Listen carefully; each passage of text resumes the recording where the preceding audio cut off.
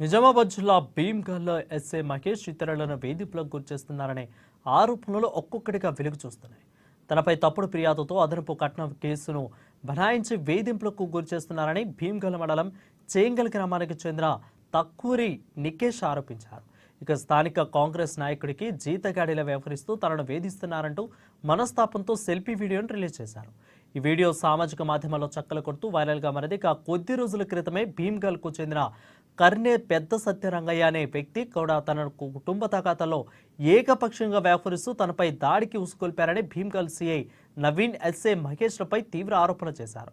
2-3 రోజులు కాకముందే భీమ్గల్ ఎస్ఐపై మరో వ్యక్తి ఆరోపణ చేస్తూ ఏకంగా సెల్ఫీ వీడియోను రిలీజ్ చేయడం చర్చనీయాంశమైంది. మా చిన్నప్పుడు మా నాన్నగారు చనిపోవడం జరిగింది. నాకు ఒక అక్క, ఒక అన్న. మా అక్కకు పెళ్ళి అయిపోయింది. మా అన్న వికలాంగుడు. కుటుంబానికి నేనే ఆధారం. ఇంట్లో మా అమ్మకు ఆరోగ్యం బాగాలేదంటే నేను గత సంవత్సరం ఇండియాకి రావడం జరిగింది ఫారెన్ నుండి. నేను వచ్చిన తర్వాత ఒక 4 నెలల క్రితం నేను ఒక ట్రాక్టర్ కొనుక్కొని పంట చేలలో పని చేసుకొని నా కుటుంబాన్ని పోషిస్తున్నాను.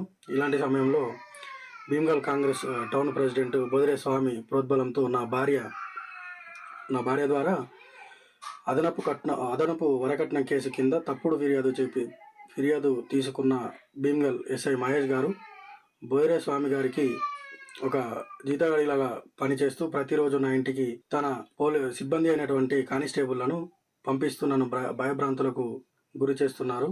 నా పరువు ప్రతిష్టను దిగజార్చి నన్ను గ్రామంలో నివసించలేకుండా తలెత్తుకోలేకుండా చేస్తూ ప్రతిరోజు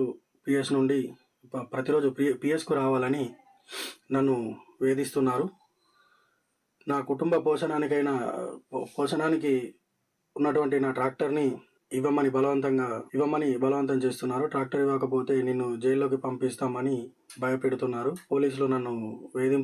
పోలీసుల వేధింపులు నేను తట్టుకోలేక నేను వేరే గ్రామాల్లో తలదాచుకోవాల్సి వస్తుంది. ఇకనైనా భీమ్గల్ ఎస్ఐ గారు ఇలాంటి ప్రెషర్లు ఆపకపోతే నాకు ఆత్మహత్య శరణ్యం. దయచేసి ఈ విషయంలో